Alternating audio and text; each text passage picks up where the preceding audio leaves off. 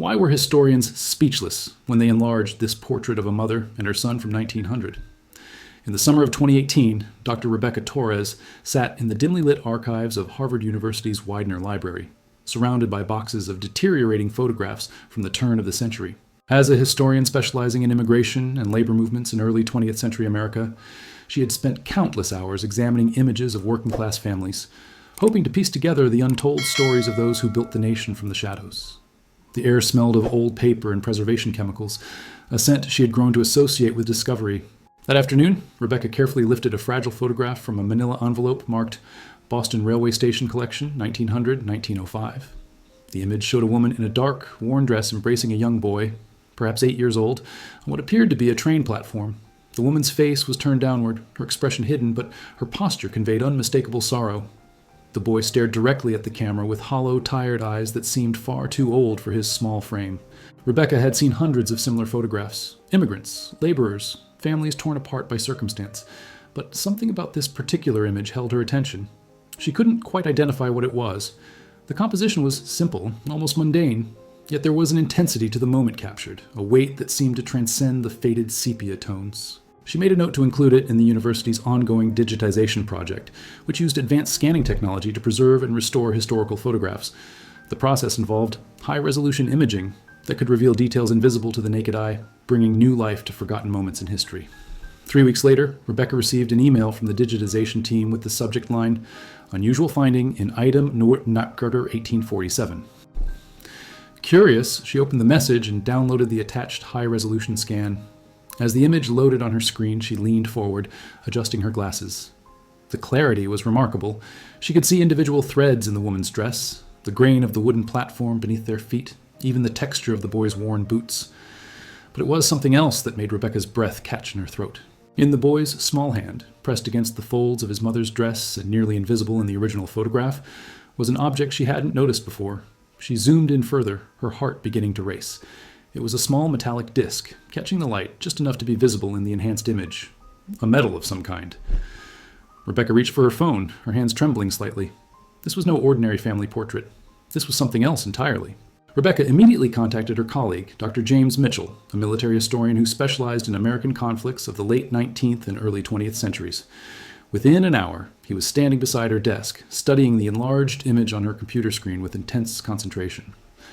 The overhead lights in the archive room cast sharp shadows across the photograph, making the hidden metal seem almost to glow with significance. "Can you make it any clearer?" James asked, leaning so close to the monitor that his breath fogged the screen slightly. Rebecca adjusted the contrast and sharpness settings, using specialized software designed for historical image restoration. The metal became more distinct with each adjustment, revealing faint engravings on its surface. James fell silent for a long moment, his eyes narrowing as he studied the details. "That's a military medal," he finally said, his voice quiet but certain. "The shape, the ribbon attachment point.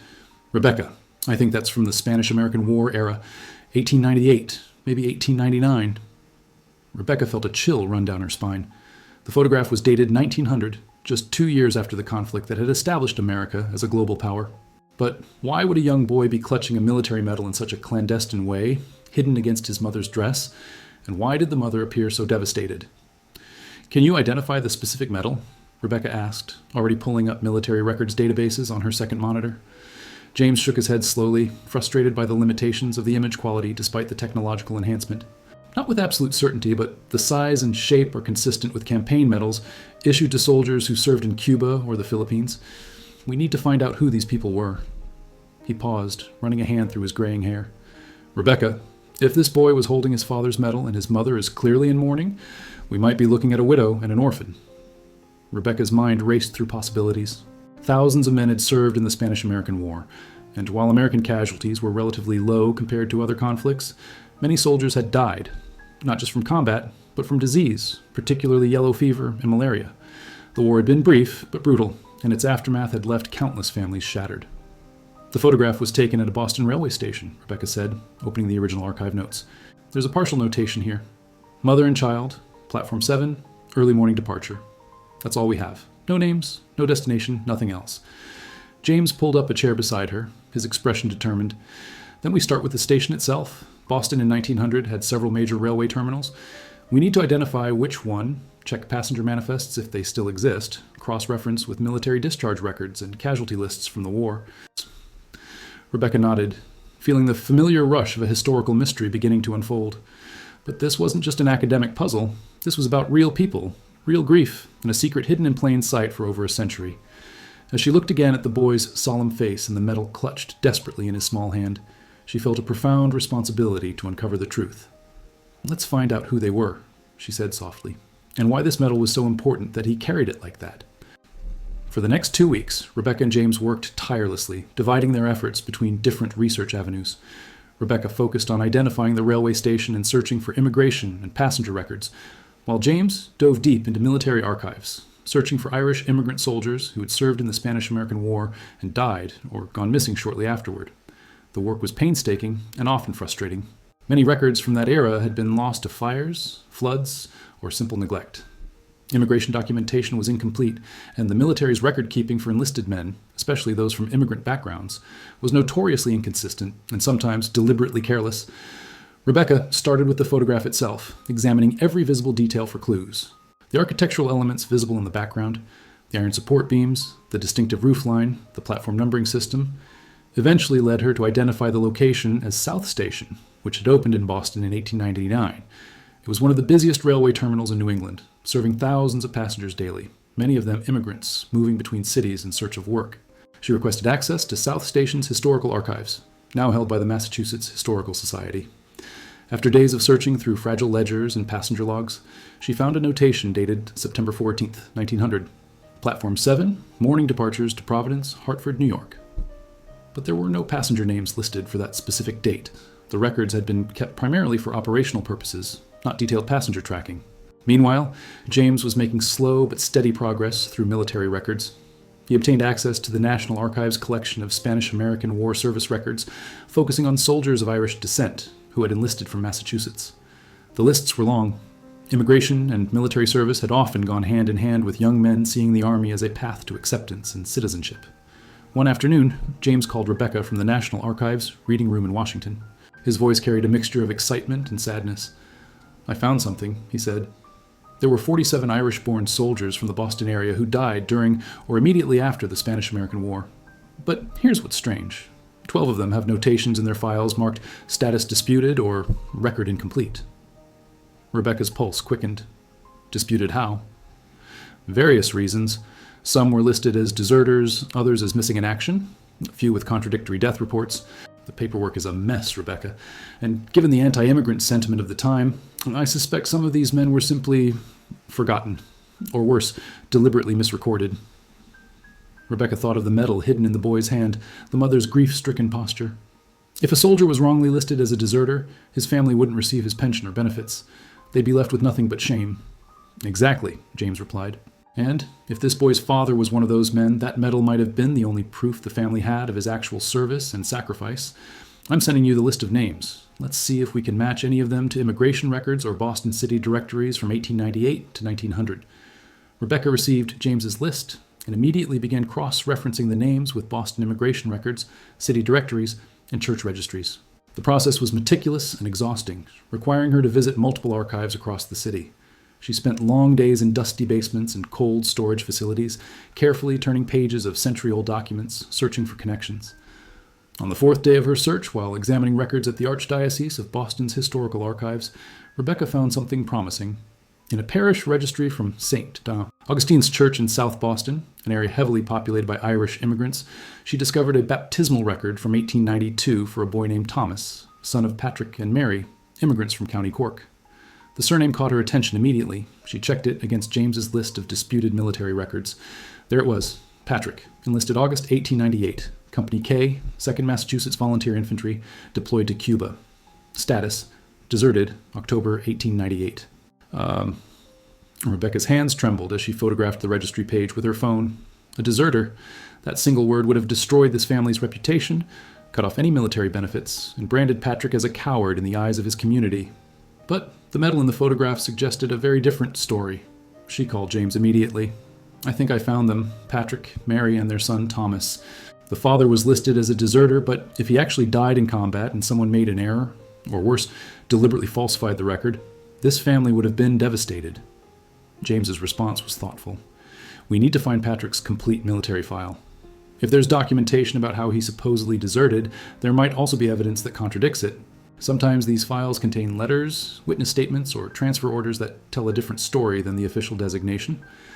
Over the next week, James worked with archivists at the National Archives to locate Patrick's full military record. What he discovered was deeply troubling.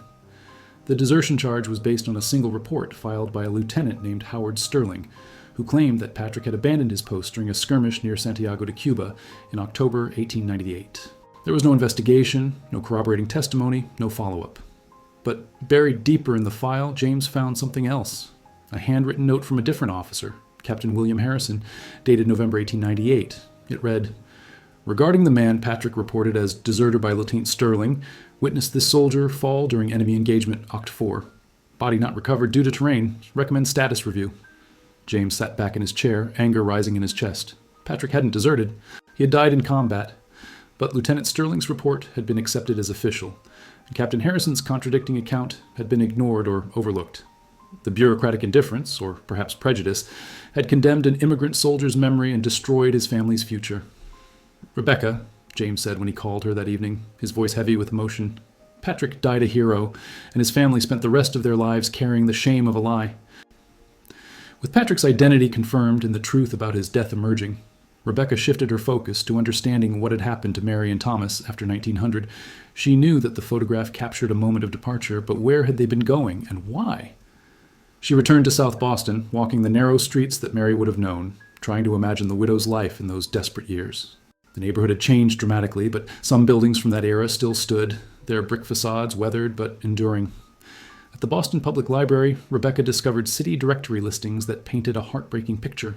In 1899, Mary was listed as living at a tenement address on East 4th Street, occupation, laundress. By 1900, she had moved to a smaller, cheaper lodging on West Broadway. By 1901, her name no longer appeared in the Boston directories at all. Rebecca also found records at the Massachusetts State Archives showing that Mary had applied for a military widow's pension in early 1899. The application had been denied because Patrick's status was listed as deserter. Mary had appealed twice, each time submitting handwritten letters pleading for someone to investigate the circumstances of her husband's death. Both appeals were rejected with form letters. The weight of this injustice pressed heavily on Rebecca as she read Mary's words, written in careful but imperfect English. "My husband Patrick was good man. He love his country. He go to war proud. Please, I need help for my boy. Please look again. He not run away. He die fighting." No one had listened. Rebecca found more fragments of the story in unexpected places. A notation in the records of the saint. Vincent de Paul Society, a Catholic charity organization, showed that Mary had requested assistance in August 1900 to pay for her son's railway ticket to Providence, Rhode Island. The notation indicated she was sending the boy to live with her sister's family because she could no longer afford to feed him. The photograph suddenly made complete sense. It was a mother's goodbye, a moment of unbearable separation forced by poverty and injustice. Mary was sending away her only child, the last piece of Patrick she had left, because a bureaucratic error, or deliberate discrimination, had robbed her of her husband's pension and her ability to survive. But the medal. Why had Thomas been holding it in that moment? Rebecca found a possible answer in an unlikely source. A small diary entry from a Providence City mission volunteer, archived at the Rhode Island Historical Society. The entry, dated September 1900, mentioned a boy named Thomas arriving from Boston to stay with his aunt's family. The child carries with him a military medal, which he says his mother gave him before the train. She told him it belonged to his father, who was a soldier and a brave man, and that he must never forget this truth, no matter what anyone else says. Rebecca sat alone in the reading room, tears blurring her vision. Mary had given Thomas the medal, the only physical proof of Patrick's service and honor, as a final gift, a piece of truth to carry with him when everything else had been taken away. It was an act of profound love and defiance. James, meanwhile, had become increasingly troubled by Lieutenant Howard Sterling, the officer who had filed the desertion report. Something about the situation didn't sit right with him. A single uncorroborated accusation of desertion, a contradicting witness statement ignored, and no formal investigation. It all seemed too convenient, too final. He decided to research Sterling's background and military career. What he discovered painted a disturbing picture. Sterling came from a wealthy Boston family with deep political connections. He had attended Harvard and received his commission through family influence rather than merit or training. His service record showed a pattern of friction with enlisted men, particularly those from immigrant backgrounds. James found several disciplinary complaints filed against Sterling by fellow officers, alleging that he showed favoritism toward soldiers from established American families and treated immigrant soldiers with contempt. One report, filed by Captain Harrison, the same officer who had witnessed Patrick's death, accused Sterling of conduct unbecoming an officer and prejudicial treatment of men under his command. But Sterling's family connections had protected him. The complaints were dismissed, and he completed his service without consequence. After the war, he returned to Boston, where he pursued a career in business and local politics, eventually serving on the city council in the 1910s. James found something else in Sterling's post-war correspondence, archived at the Massachusetts Historical Society. In a letter to a friend dated 1899, Sterling wrote casually about his time in Cuba. The immigrant rabble proved as unreliable as expected. One Irish fool got himself killed trying to play hero. I marked him down as a deserter, saved the government a pension, and taught the others a lesson about their place. James felt sick reading those words. Patrick hadn't just been failed by bureaucracy, he had been deliberately dishonored by a bigoted officer who saw immigrant soldiers as expendable and unworthy of respect. The desertion report wasn't an error, it was an act of malice. He immediately shared his findings with Rebecca. Her response was immediate and fierce. We have to set this right. We have to tell Patrick's story and clear his name, even if it's more than a century late. But James had concerns. Sterling's descendants might still be prominent in Boston. We need to be careful about how we present this. We have documentation, but we also need to consider the implications of accusing a historical figure of what amounts to a hate crime against an immigrant soldier. Rebecca understood his caution, but her resolve was unwavering. This isn't about destroying Sterling's legacy. It's about restoring Patrick's. Mary and Thomas lived with that shame for the rest of their lives. If we can give them back their truth, we have to. James nodded slowly. Then we need to find out what happened to them. If Thomas is still alive, or if there are descendants, they deserve to know the real story. Tracing Thomas's life after 1900 proved challenging, but not impossible. Rebecca traveled to Providence, where she accessed local records, school registries, and church documents. She discovered that Thomas had lived with his aunt's family, his mother's sister and her husband, in a working-class neighborhood near the Providence River. School records from the Central Street School showed that Thomas attended classes intermittently between 1901 and 1905, often missing weeks at a time, likely because he was working to help support his aunt's family. Teachers' notes described him as quiet, serious beyond his years, hardworking when present. In 1906, when Thomas would have been 14, he appeared in Providence City records as an apprentice at a textile mill, one of the many factories that dominated the city's economy. Rebecca found his name in employment ledgers, tracking his progression from apprentice to skilled worker over the following years. But what happened to Mary? Rebecca returned to Boston records, searching for any trace of Thomas's mother after 1900. It took days of searching through death records, hospital admissions, and poorhouse registries before she found the heartbreaking answer. Mary had died in February 1902 at Boston City Hospital. The cause of death was listed as pneumonia and exhaustion. She was 31 years old. The notation indicated she had been brought to the hospital from a lodging house where she worked as a cleaning woman, her condition already critical. She died alone, with no family listed, no possessions noted except the clothes she wore. Rebecca sat in the archive room, overwhelmed by sadness. Mary had given up her son to give him a chance at survival, then worked herself to death in the 2 years that followed. Did Thomas know his mother had died? Had anyone told him? She found the answer in an unexpected place, a letter preserved in the archives of the Rhode Island Catholic Orphan Asylum. It was written by Thomas's aunt to the Diocese of Providence in March 1902, requesting assistance because she could not afford to continue caring for her nephew now that his mother had passed away. The letter mentioned that Thomas had been informed of his mother's death and was inconsolable. The asylum records showed that Thomas had been admitted in April 1902 at age 10 and remained there until 1906, when he was old enough to work full-time. The years between his mother's goodbye at the train station and his entry into the orphanage, the brief time he had spent with his aunt's family, had been the last semblance of family he would know for years. Yet through all of this, Rebecca noticed something remarkable in the institutional records. Multiple mentions of a military medal that Thomas kept with him, carefully hidden in his few possessions. The orphanage's intake inventory from 1902 listed it. One small military medal, brass, worn ribbon, property of the boy. He had kept it. Through everything, the separation from his mother, her death, his time in the orphanage, Thomas had kept his father's medal just as Mary had wanted. It was the physical embodiment of a truth he refused to let die. Rebecca's research into Thomas's adult life revealed a man shaped profoundly by his childhood losses. After leaving the orphanage in 1906, he worked in Providence's textile mills for several years before enlisting in the U.S. Army in 1917, when America entered World War I. He was 25 years old. His enlistment records, preserved at the National Archives, showed that he listed his father's name and service history, noting KIA Cuba 1898, rather than accepting the official desertion designation. It was a quiet act of defiance, a refusal to accept the lie that had destroyed his family. Thomas served honorably in France with the 26th Infantry Division, seeing combat in several major engagements. He was wounded twice, but survived the war and returned to Providence in 1919. James found his discharge papers, which included a commendation for bravery under fire. Like his father, Thomas had proven himself a courageous soldier. After the war, Thomas married a woman named Catherine in 1921. Rebecca found their marriage certificate in Providence records. They had 3 children, 2 daughters and a son, born between 1922 and 1928.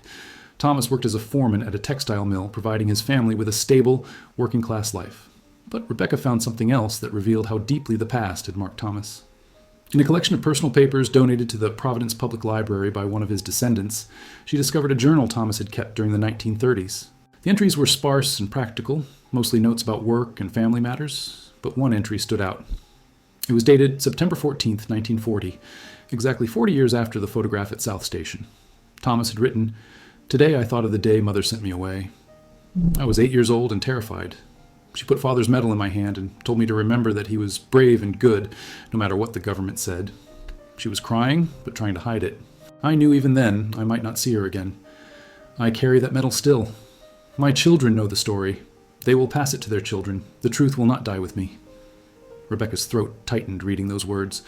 Thomas had made it his life's mission to preserve his father's true story, to pass it down through generations, ensuring that Patrick's honor would outlive the lie that had condemned him. She discovered that Thomas had died in 1964 at age 72, survived by his wife, children, and several grandchildren. His obituary in the Providence Journal made no mention of his father's service or the family's history, but it noted that he was a devoted father and grandfather, a veteran of World War I, and a man of quiet dignity and unshakable principles. Now Rebecca faced a crucial question. Did any of Thomas's descendants still live in the area? And if so, would they know about the medal, the photograph, and the story Thomas had been so determined to preserve? Rebecca began searching for Thomas's living descendants, starting with the most recent generations. Using genealogical databases, obituary records, and public documents, she traced his family line forward through the decades. His son had died in 1998, but both of his daughters had lived into the 2000s, and they had children and grandchildren scattered across New England. After weeks of careful research and discreet inquiries, Rebecca made contact with a woman named Sarah, Thomas's granddaughter, who lived in Cranston, Rhode Island, just outside Providence. She was 71 years old, retired from a career as a public school teacher, and initially skeptical when Rebecca reached out via email explaining her research. "My grandfather didn't talk much about his childhood," Sarah wrote in her first response. It was clearly painful for him. But he did tell us about his father, the soldier who died in Cuba, and he always insisted the official records were wrong. He kept a medal in a wooden box. I remember seeing it as a child. Rebecca's heart raced reading those words. The medal still existed. After more than a century, the physical evidence of Patrick's service had survived. With Sarah's permission, Rebecca and James drove to Cranston on a cold November morning in 2018. Sarah welcomed them into her modest home, a comfortable house filled with family photographs spanning generations. She offered them tea and settled into her living room armchair with a mixture of curiosity and caution. "Before I show you anything," Sarah said carefully, "I need to understand what you're trying to do. My grandfather protected his father's memory fiercely. If this is just academic research that will end up in some dusty archive, I'm not sure I want to participate." Rebecca understood her concern. She explained everything they had discovered: the photograph, the hidden medal, Patrick's wrongful desertion designation, Lieutenant Sterling's prejudice, Mary's desperate struggle and early death, Thomas's determination to preserve the truth. She showed Sarah the documents, the letters, the military records. Sarah listened in silence, her eyes filling with tears as the full scope of her family's tragedy became clear. When Rebecca finished, Sarah stood without a word and left the room. She returned moments later carrying a small wooden box, its surface worn smooth by generations of handling.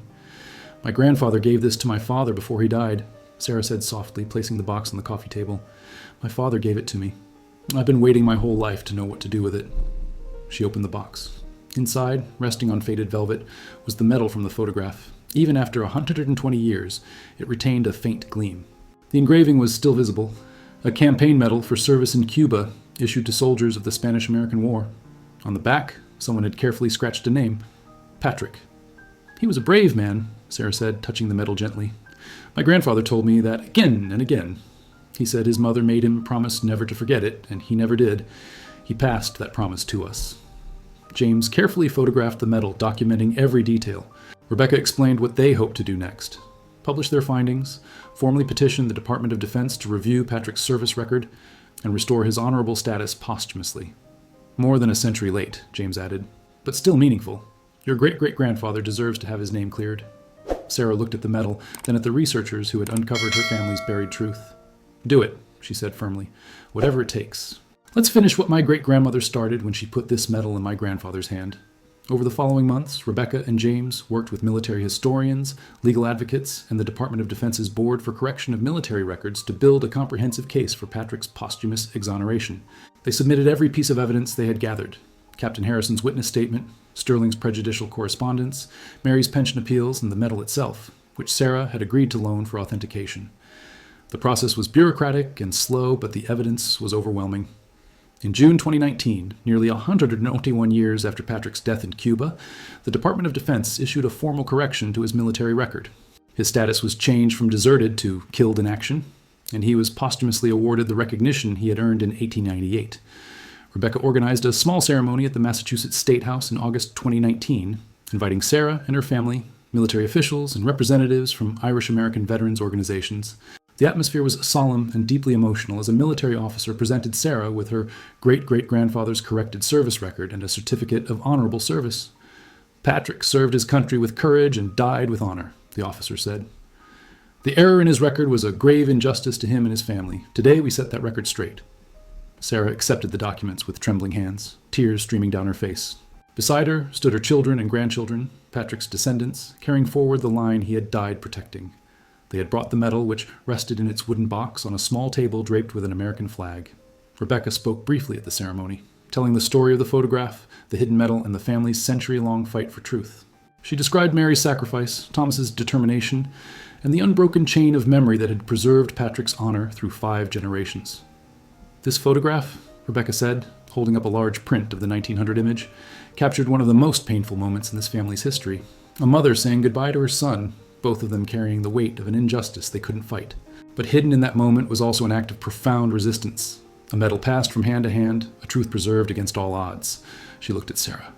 Your great-great-grandmother Mary wanted her son to remember that his father was brave and good. She gave him the only proof she had, and he kept that promise. Today, finally, the world knows the truth she protected.